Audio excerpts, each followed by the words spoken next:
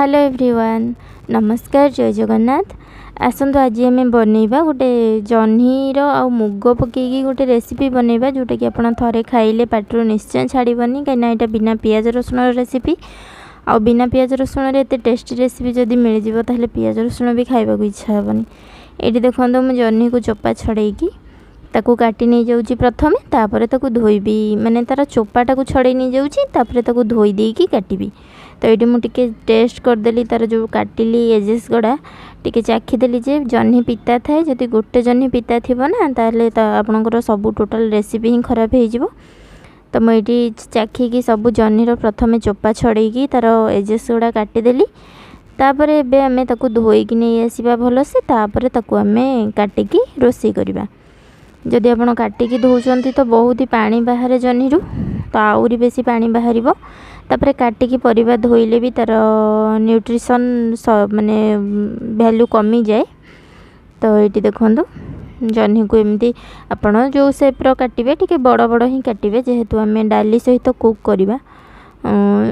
जह्नीटा बहुत ही जल्दी सीझी जाए। ये देखो सब तो जह्नी काटी नहीं गली।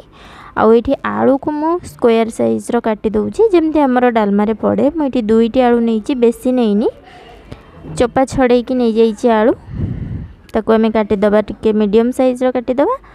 तापर एथिरे आउ किछि भी वेजिटेबल्स मु ऐड करिनी, जेहेतु एटा जह्नी आ मुगर रेसिपी। एथिरे खाली हमर अदा कंचा लंकार छेचा आ टमाटो आउ एटा होची मुग डाली हमर जो दुकान रे आसे, जो देसी मुग डाली हेतिले आपन को भाजीवा दरकार नाही, सेटा तो ऑलरेडी भजा है कि चूरा हे थाए।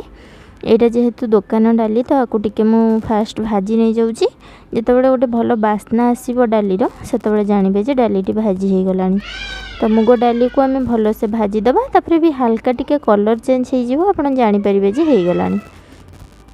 तापर ताकू आमे धोई दबा ना, आपन जदि धोईकी भाजुचंती तो भाजी होबा को बहुत ही टाइम नबो। तो ये मु डाली भाजी हो गला परे गोटे कड़े नहीं जाइए, से घी दे देली गोटे टेबुल स्पून, जेहेतु आमे बिना पियाज रसुण रे बनइबा। तो ये देखो सुखिला लंका दीटा छुंक माने फुटण एकाथरे कर दूची। तापर टिके पंच फुटण, तापर अदा आ कंचा लंकार छेचा को ऐड कली।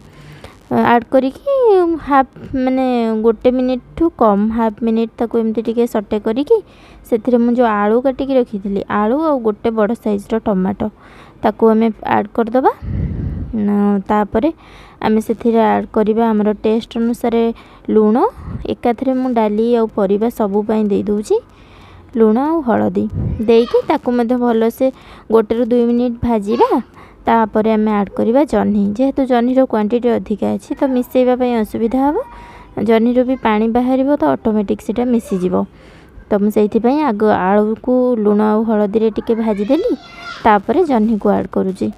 तापर जह्नी को ऐड करिकी आमे गोटे मिनिट टिके ताकू मिसेई दबा भलो से। मिसेई देले माने ऊपर तळ कर दबा। तापर हमर जो मुग डाली को धोईकी रखिथिले से डाली को ऐड करिबा। डाली को देकी ताकू टिके गोटे रो 2 मिनिट टिके संतुली दबा। तापर ताकू सीम रे घोड़ेकी छाड़ी दबा। जह्नी रो हमर पानी बाहरिबो, तो सेपटे मु ताकू सीम रे छाड़ी देछि सिझिबा को। एपटरे गोटे मसला प्रस्तुत करिबा जोटा कि हमर डालमा रे पड़े ओडिया घरे साधारणतः। एठी मु सुखिला लंका नहीं जाइछि 4टा, ता डेम्फो को छड़ेकी। तापर सेथिरे दे देबी गोटे रो 2 टीस्पून दे देबी धनिया, गोटा धनिया आउ 2 टीस्पून दे देबी हमर जीरा, गोटा जीरा देकी ताकू आमे टिके रोस्ट करि नबा। तापर ताकू आमे टिके दरदरा आपण चाहिले कुटी परिबे, नहले ग्राइंडिंग भी करि परिबे। ताकू टिके माने पूरा फाइन पाउडर करिबेनी, टिके दरदरा थिबो तो भलो लागिबो, फ्लेवर भलो आसे।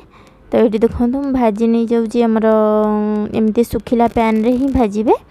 आउ लंकाटा आगे पकेबे, लंका टिके हाफ भाजी हो गले तापर धनिया और जीरा देबे, कहीं लंकाटा सांगरे पकेले जीरा और धनिया पोड़ी जिवो।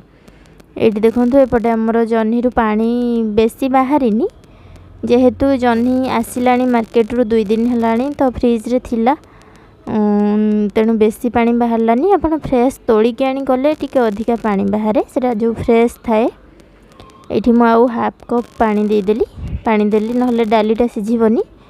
देकी ताको घोड़े दबा सीम रे। तो डाली पूरा हमर फिटी गले पूरा एटा मते 10 मिनिट लागिला डालीटा पूरा भल से सिझिबाकू। एट देखंतु काढ़ी की देखौछि डालीटा हमरो फिटी गलानी पूरा। ताको हमें खाली हल्का हाथ रे एमिति मिसई दबा। हल्का मिसई देले हमरो डालीटा जो सिझी जाइतला सेटा मिसि जिवो। बेसी मिसिबनी तो हल्का हल्का टिके माने बाइंडिंग टाइप रो हे जिवो। तापरे ऊपर हम से जो भजा मसला बनैतले सेटा को दे दबा। बस रेडी हो गला हमरो जन्ही मुगर रेसिपी। एमती आम ओडिया घर नुआ नुआ रेसिपी सब देखिबा पई मो चैनल को विजिट करंतु। जदि रेसिपीटी भल लागिला चैनल को सब्सक्राइब कर दियंतु।